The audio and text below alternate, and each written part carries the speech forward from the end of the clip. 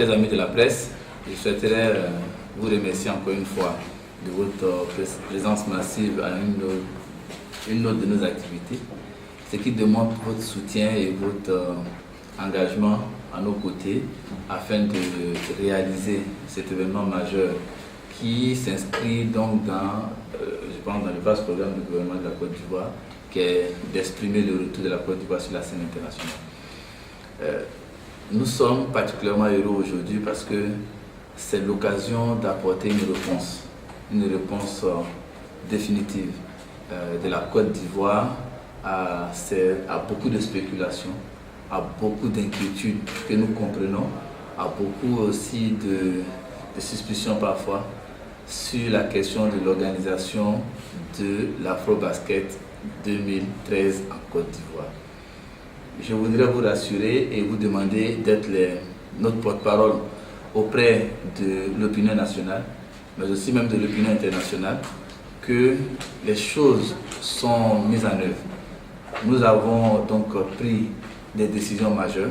Nous avons aujourd'hui sélectionné un fournisseur qui est là déjà, qui a commencé à mettre en œuvre les travaux nécessaires à la mise aux normes du Palais des Sports afin d'accueillir les Jeux de l'Afrobasket. Et ce fournisseur, je souhaiterais le remercier de sa présence, de son accompagnement, de sa confiance placée dans le COCAN.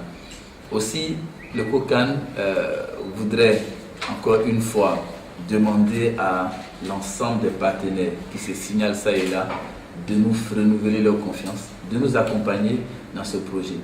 À partir d'aujourd'hui, jusqu'à 45 jours, nous allons livrer définitivement le Palais des Sports. D'accord. Les exigences FIBA seront achevées dans un délai acceptable et vous allez voir, l'événement aura bel et bien lieu en Côte d'Ivoire. Donc je ne vais pas être très long parce que je suppose que vous avez beaucoup d'inquiétudes que vous allez exprimer au travers des questions que vous allez poser. Question de la fédération. Nous sommes à 2 mois de la compétition. Quand elle dit de la préparation des équipes, elle s'est dit que la fédération devait établir un budget de la fédération. Aujourd'hui, quel est l'état des lieux? Est-ce que la fédération a les moyens qu'il faut pour bâtir l'équipe? Comme on sait qu'on a des grands joueurs de notre basket. Quant au plan du cours d'organisation, c'est vrai qu'il a dit dans 45 jours, la salle de palais de ressources est livrée. À sa dit que de l'autre côté, les autres sont arrêtés. Vous dites que vous allez rendre les travaux d'ici 45 jours. Je me demande si ce sera possible. À quelle fréquence ça va se passer pour que d'ici 45 jours, ce soit disponible? À quand va démarrer les travaux? Quels sont les grands chantiers à réaliser? Ce que je peux vous dire, c'est que les joueurs sont hyper motivés. On aura même des inquiétudes. Nous avons des inquiétudes parce qu'il y a plus de joueurs que nous n'avons imaginé après cette rencontre. Donc ça veut dire que l'entraîneur aura effectivement du pain sur la planche parce qu'il faut choisir 15 d'abord, ensuite 12. Donc ça ne va pas être très facile, mais ce que je peux vous dire, c'est que les joueurs sont très motivés. Et nous avons une autre chance, c'est que le coach qui a été retenu, qui est un coach espagnol, qui les a accompagnés à Madagascar, il connaît déjà les joueurs. Et les joueurs, la plupart sont contents que ce soit lui qui soit revenu parce qu'ils ont déjà travaillé avec lui. Donc de notre côté, il n'y a vraiment pas d'inquiétude. Il faut dire que les travaux au niveau du hall se poursuivent et le hall sera aussi livré dans les délais. Les travaux déjà pour lesquels un marché avait été déjà consenti par l'État de Côte d'Ivoire à un fournisseur, un entrepreneur qui est en train donc de faire son travail et qui va livrer le palais et le hall dans les délais. En plus de ça, il y a des travaux de mise aux normes. C'est ces travaux-là qui n'ont pas débuté, qui n'avaient pas encore débuté et qui a donc suscité l'inquiétude au niveau de FIBA lors de leur dernière visite.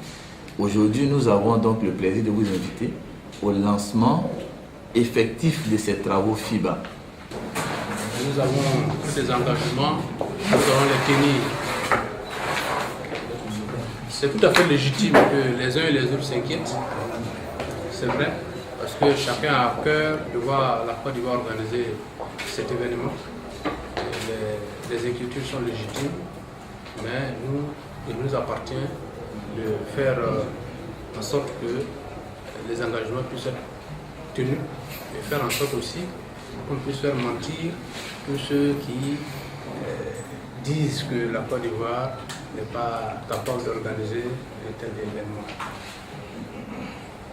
Monsieur le Président du COCAM, Monsieur le Président de la Fédération, encore une fois merci. Je voudrais, en votre nom, dire merci encore une fois à nos amis journalistes d'être venus.